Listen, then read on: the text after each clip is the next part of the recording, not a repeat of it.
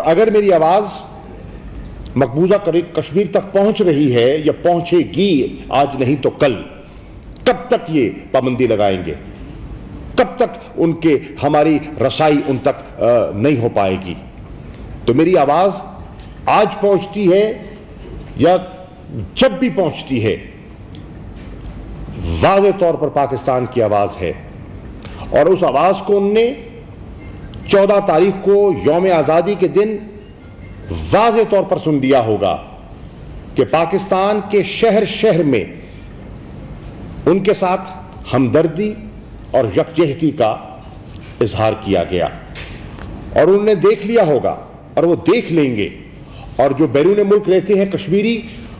ان کی اطلاعات رشتہ داروں کی ان تک پہنچ جائیں گی کہ پورے یورپ میں، لندن میں، مختلف دارالخلافوں میں کس جذبے کے ساتھ اور کس عقیدت کے ساتھ